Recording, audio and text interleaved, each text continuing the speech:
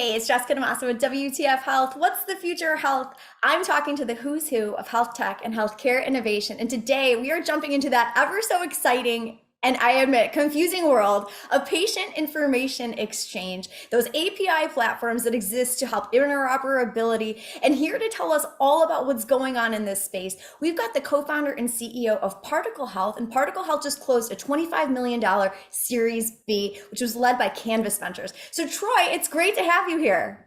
Thank you for having me. I'm excited for this. All right, I was excited too because I saw that $25 million Series B brings your total up to 39.3 million. In my mind, I think this patient data exchange space is so crowded. So this is like that whole, let's collect all the different patient records, standardize them, use FHIR, and then put this in a way that clinicians can understand it. But I think what I don't understand is like the different flavors of the different kinds of companies that are doing this in this space. So why don't you start it off for us just by talking about Particle Health and what you guys do? And specifically, I want to dig in on something that I read in the press release and hope you can clarify this for me. So one of the things that the release said that you guys do really well is you've got an exceptional 90% success rate at helping when a clinician searches for a patient's record, it brings up 105 records per patient per search. Did I get that right? What does that even mean? Because that seems so confusing. Yeah, that is accurate. So, kind of going back a little bit, what we do at Particles, we are often referred to as a network of networks. So, behind our platform are a growing number of different organizations that are actually doing all the hard work today of getting all these EMRs and providers and labs and pharmacies together. And all those different efforts are what we're plugging into and consolidating and simplifying. And so we're kind of standing on the shoulder of many different giants, making all that work that they're doing even more simple and more valuable by just aggregating it and simplifying it down. So when you ask the question is, what is 90%? What does 105 mean? When we do a search for a record through our API, 90% of the time we do find records on patients. And average, we do find 105 records per patient per search. And the reason that that number is probably so high is most of our customers are dealing with chronically ill patients that have a lot of health data out there in the systems, whether they're diabetics and doing dialysis every week or cancer patients going to one specialist to another. They create a biased amount of information. And so that 105 number is because most of our customers are sick people. I think the average person would probably be way less than 105. That's just incredible to me. And so what does that look like? Like if somebody like in a health system or I mean some of your clients, I mean pretty awesome clients that you've got there. One Medical is a client, Omada. I mean there's a couple others that I've read about. You know, it's like what does it look like to them when a physician is actually searching in for these patient records? Like what does that look like? Do they have all 105 records to comb through or does it provide some sort of analysis on top of that? Yeah, so for the most part, the end users that are reviewing the data that we grab don't know we exist. In the same way, like in finance, when you use Venmo, you don't really know Plaid is behind the scenes moving money around from banks, right? And so to answer your second question, no, typically the providers are not combing through 105 records. We actually take all those records, those 105 files, and then we break them down into pieces, we parse them out, and then we organize them into different categories of labs or procedures or diagnoses or whatever it is. And then we can then help our customers organize that in such a way that's useful to the provider. And usually that's just a summary of information relevant to the use case. So if it's like a CKD patient or an end-stage renal disease patient, maybe we're going to look at the GFRs over time or the A1Cs or the blood pressures over time. So we help curate that data and present it to the provider in an actually useful way, as opposed to just slamming them with more data. Okay, that's awesome. So say a little bit more about that. And I'm wondering if maybe you can give us like some specific examples like that which you just gave us about an end stage renal disease patient. Really helpful in terms of like helping me understand what it is that you guys are doing. Not just bringing all that data together and standardizing it and making it useful, but that extra little into like value-based care decision making. So Yes. just a couple more examples and connect it to that whole concept of value-based care. Yeah, you're nailing it. So like in the beginning, I didn't really know who our customers were going to be, like in the early days, right? And I thought like telemedicine was going to be a great use case, but for the most part, telemedicine providers don't really care, right? They just want to know, do you have a rash? Here's a prescription for an ointment. Tell me if it's gotten better tomorrow. Where this really becomes valuable is in the value-based care setting. And so if you're talking with a group that takes full risk on patients or maybe a digital health solution that helps support groups that take risk by taking partial risk, this is where we provide a lot of value. And so if we look at like end stage renal disease, for example, there's only a few things that are like in that top tier, most important category for them to know about.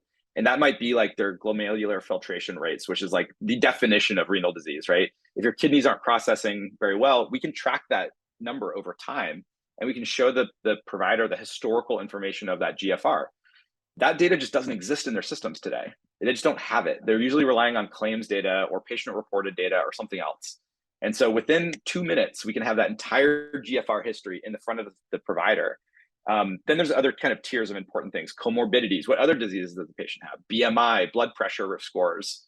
And then there's also kind of the additional piece of like, can we take a constellation of data points and actually create some sort of like risk score? Ooh. Like, can we actually start doing some analytics on top of that that helps the doctor have a better picture of this patient's overall health? So that's kind of where we're headed, and I think we'll talk about that in a little bit, about where Particle is moving with an analytics kind of component. Oh yes, I honed in on that in that press release too. Before we get Yeah. there though, I want to ask you this, because this is one of the things, Troy, that's been confusing for me over time. It's like I get the interoperability space. I get the fact that these records don't talk with one another. I get all of that. That's like that interoperability story has been a story forever.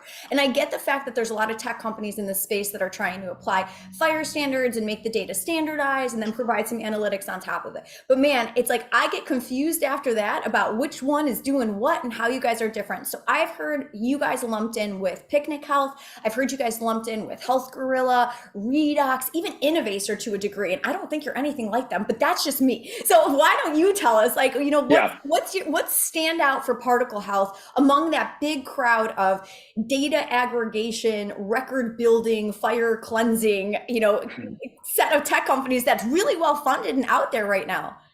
Yeah, so I think if you ask two people in a room what their definition of interoperability is, they'll have different answers, right? Like, it is a pretty like ambiguous Can I pick the term. two people? Because I would love Yeah, exactly. The way I think about it as like what attempts have been made in the past, and what has the evolution of this problem looked like, and the solutions that have addressed it.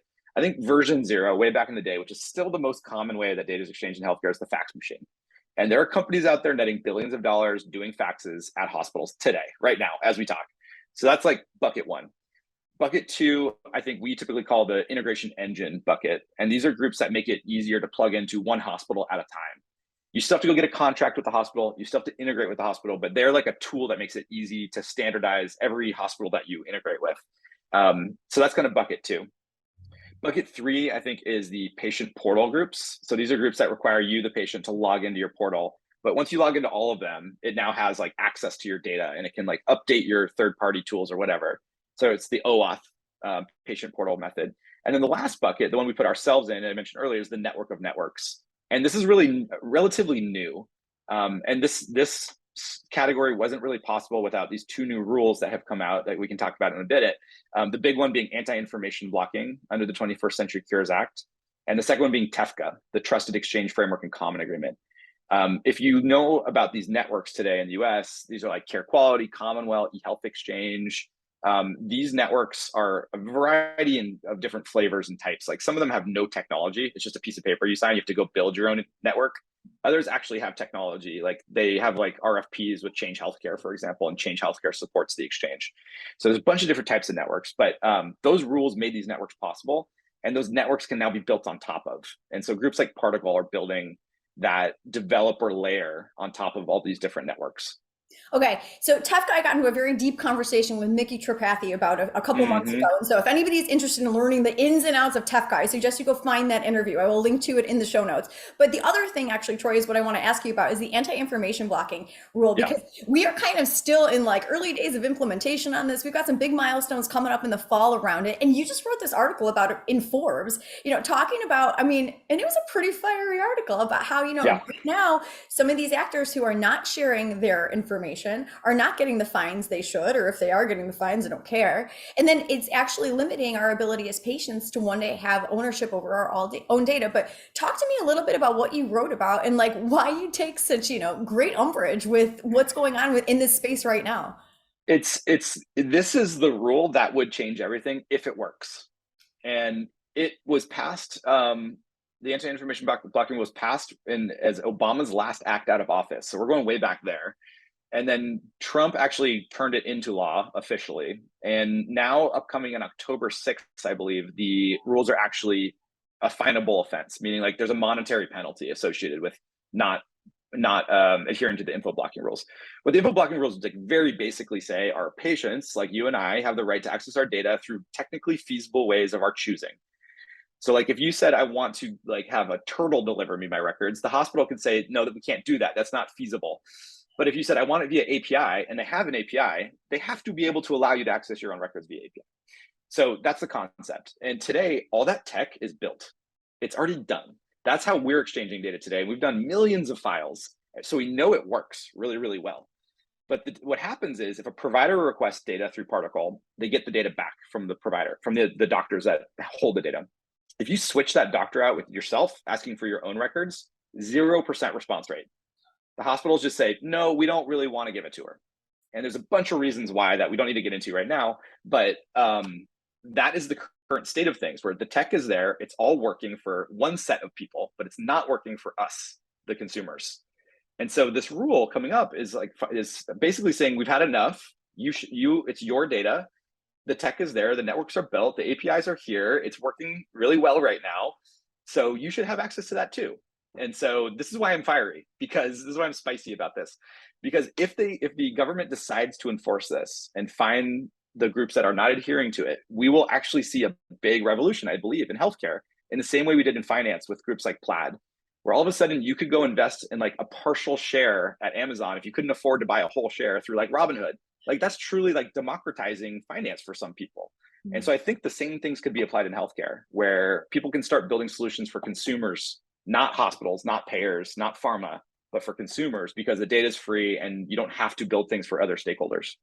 All right, you've been in health tech for a long time, in healthcare for a long time. What's your gut feeling on this? Because it's like I hear mixed things, right? So it's like I'm curious about your gut feeling on this because, as you said too, it's like, your business is sitting there ready to go. All you got to do is, I mean, it's probably more complicated than just flipping a switch, but you have an entire new market that you can sell into. You'd be surprised. It's pretty close. It's pretty close to flipping a switch, actually. Wow. So I mean, Yeah. if this really does take hold, I mean, do you want to go and sell into the consumer market? And if it is that easy, but it's like, what's your gut tell you on this? It's funny. I'm not jaded yet. I might be one of the longest in health tech, and not be jaded. That's an award I should ask for somewhere. I'm still optimistic. I think it's not a question of if, it's a question of when. And so this is where the win should be. It should be at the end of this year. If it's not, it's going to happen. Like it has to happen. It really just takes pressure, and it takes like a group of people to be like, give me access to my records. Were you just going to say damn data? I'll have e-patient Dave. That's my favorite. Yeah. Give me my damn data. I was about to say that. I'm right. It's WTF Health. You can say you're Dave. Right. Matt, I don't know. Matt's not here. He would already drop a lot of bombs. So I am optimistic. I think the timing is the question of when does it actually happen. My gut tells me that it's not going to happen on October 6th. I think some people will adhere. We're going to start to see some progress made. And I think some fines are going to get issued. And I think those fines will drive more people to turn it on. And over the next, 6 months to a year, we'll start to see really meaningful access for consumers. That's my best guess. Okay. And at Particle, as CEO, yeah. and what are you doing to prepare for this? Because I mean, like, so your model could switch and become a direct-to-consumer model in addition to being B2B. So I mean, like, is that on your roadmap? Are you just waiting this out? So I think we'll always be B2B, but right now we're B2B. I think in the future we'll be B2C is probably what it'll look like. Okay. So we're not ever going to build patient-facing applications or compete in the PHR space or anything like that. We want to support groups that want to do innovative things. So we'll be the pipes behind the Venmos and the Mints and the Robinhoods. We're not going to build Venmo ourselves. Okay, got it. The network of networks behind the scenes. Got it. Yeah. All right. So what is next with that funding? So again, congratulations, 25 million Series B. And you had some great investors in this. Canvas led, Menlo came back, they led your Series A, and then Story Ventures and Proven Capital. So tell me a little bit about what you're going to be using this funding for. And specifically the things I'm interested in are, this partner program that you talked about in the release, and also the analytics stuff. So give me what kind of a sneak peek can you give us as to what's on the roadmap to use this funding for? Yeah, so I can give you a couple quick sneak peeks. So we've basically solved mission one, which is, can you put someone's name into an API and get all their medical records back? And like we basically got that. Like our hit rates are really high. The data depth and the diversity of the data that we're getting is really, really great. Not a single customer is like, I'm not getting what I need from the API. In fact, it's mostly the converse. It's I'm getting too much data from you. And so that problem set is kind of mission number 2, which is, can we, now that we have access to this data and we can capture it, what can we tell providers about those patients that help them make decisions faster and better?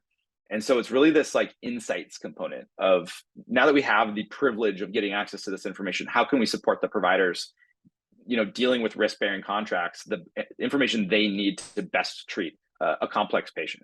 So that's kind of the teaser on that piece. In terms of the partnership piece, we're looking now at working with EMRs. So originally we've been working with groups with EMRs, and now we're pursuing the EMR space.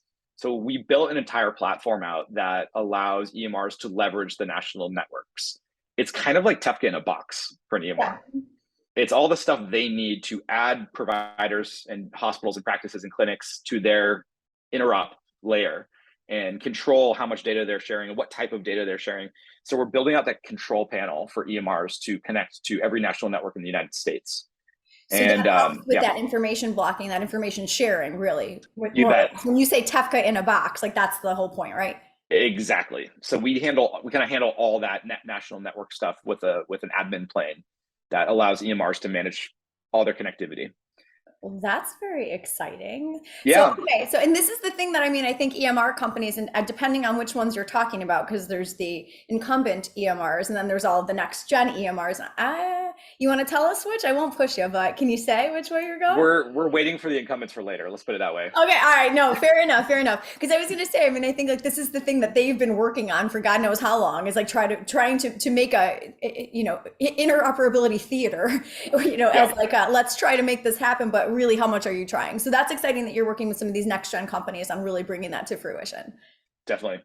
Awesome. Well, Troy, thank you so much for stopping by and for getting us up to speed on what you're doing at Particle. It's one of those things, like I see these come through, announcements with funding for these API companies. And this is a little bit out of my wheelhouse, but it's like, I appreciate the fact that you can explain it so simply and just help us understand not only what it is that you do, but how it's different from everybody else who I want to lump in this space with you, and, what the real value add is moving forward. So thank you so much for coming by. Perfect. I appreciate the time. No problem. All right. That's Troy Bannister, everybody. He's the co-founder and CEO of Particle Health. We're congratulating him on his $25 million Series B round, among other things. If you want to check out more interviews with the who's who of health tech as they are changing the way that we do healthcare, head on over to my YouTube channel. That's youtube.com/WTF Health. I'm Jessica DeMassa. Troy, thanks again for being here. Thank you. All right. We'll talk to you guys soon. Bye. Bye.